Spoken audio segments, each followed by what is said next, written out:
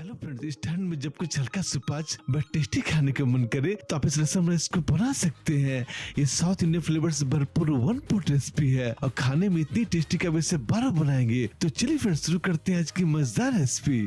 तो रसम राइस बनाने के मैंने यहाँ पे लिया 1.5 glass long grain biryani rice और साथ इसमें लेंगे रसम में सांभर की जान तुर दाल, हाफ कप तुर दाल। तो दाल एवं चावल को 2 से 3 पानी से बढ़िया से धो के क्लीन कर लेंगे। और साथ ही रसम राइस में साउथ इंडियन फ्लेवर के लिए एक स्पेशल मसाला प्रिपेयर कर लेते हैं। तो एक हमाम दस्ता में जाएगा 7 से 8 साबुत लहसुन, 1 चम्मच जीरा, 8 से 10 गोल मिर्च, इन्हें बढ़िया से क्रश करके दरदरा पाउडर बनाकर तैयार कर लेंगे। और साथ ही रसम राइस बनाने के लिए प्रेशर कुकर गर्म कर लेंगे और प्रेशर कुकर बढ़िया से गर्म होते इसमें 1 चम्मच घी, आप घी की जगह पर ऑयल भी ले सकते हैं। और घी के बढ़िया से मेल्ट होते इसमें तड़का ऐड करेंगे। तो तड़के में जाएगा हाफ टी स्पून हींग, 1 टीस्पून राई यानी मस्टर्ड सीड्स, 1 टीस्पून जीरा। और राई और जीरा बढ़िया से क्रेकल आने देंगे।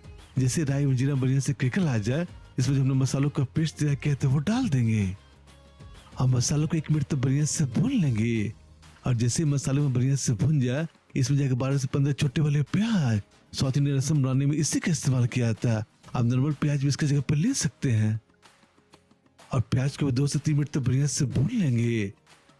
और जैसे हमारा प्याज बढ़िया से भुन जाए इसमें जाएगा 3 से 4 रफली चॉप किए टमाटर और टमाटर को भी 1 मिनट तक बढ़िया से पका लेंगे।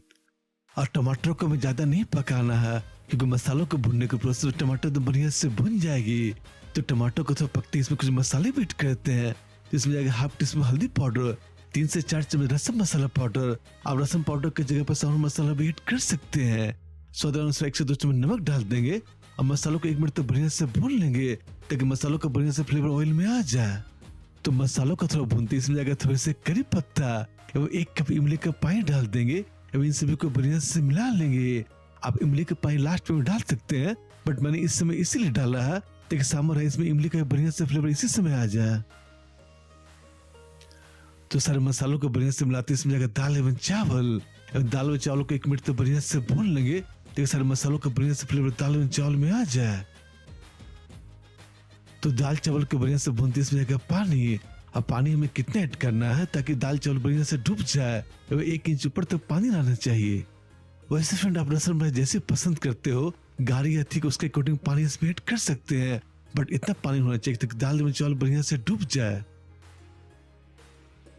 और ढक्कन बंद कर 1 विसल आने तक रसम राइस को पका लेंगे।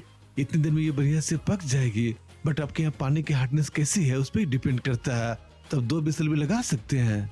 तो 1 मिनट के बाद ये देखिए फ्रेंड्स हमारी रसम राइस बिल्कुल तैयार है। और फिर इस समय थोड़ा ज्यादा थिक लगे तो पानी डाल के इसे कंसिस्टेंसी को एडजस्ट कर सकते हैं। तो रसम राइस को अच्छे से मिला लेते हैं, अच्छे से मिक्स कर लेते हैं। तो चलिए फिर अपने रसम राइस को सर्व कर लिया जाए। और रसम राइस को सर्व करने से पहले घी डालना बिल्कुल मत भूलिएगा।